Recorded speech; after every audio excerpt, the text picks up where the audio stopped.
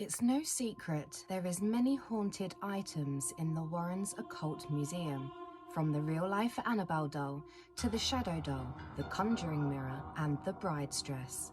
But today, my goal is to talk about and try to communicate with the infamous Satanic Worship Idol.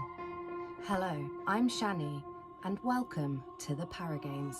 Before I continue, please make sure to subscribe and hit the notification bell so you don't miss out on future paranormal videos. In 1991, a hunter was walking through the forest in Monroe, USA, looking for a deer to hunt.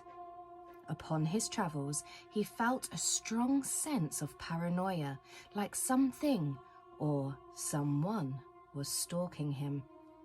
He suddenly turned around and saw the Satanic Worship Idol resting, looking at him, on top of a set of large rocks.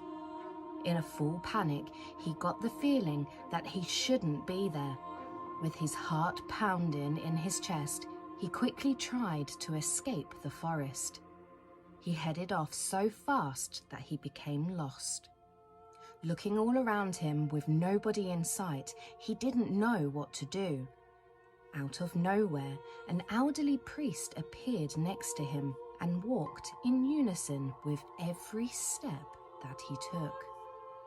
In a fit of panic, the hunter considered taking out his bow and stabbing the priest, as he knew something wasn't right, and the feeling of pure fear was overwhelming.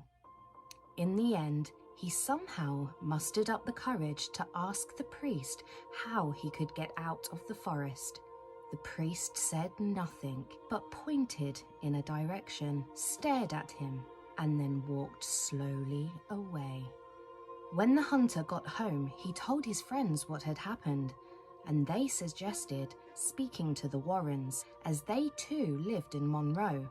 He did this, and Ed asked what the priest looked like. The hunter then described in detail how the priest looked, including his hair color, his size, and his stature. Ed instantly knew who the priest was. Ed then told the hunter that he was the leader of a satanic church and he was a priest that worshipped the devil there. Ed then said that he would not be surprised if the idol was used in the devil worshipping process.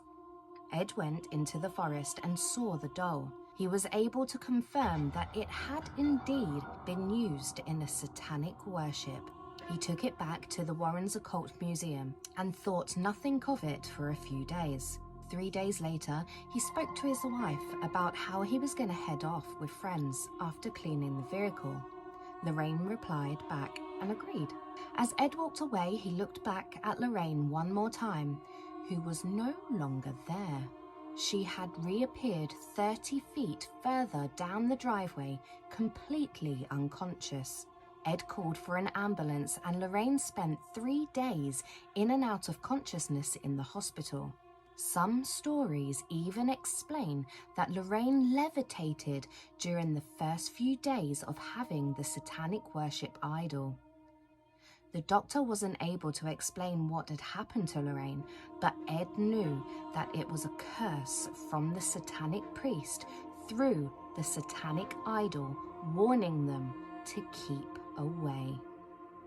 Well, that is the whole story of the Satanic Worship Idol and how it turned up in the museum.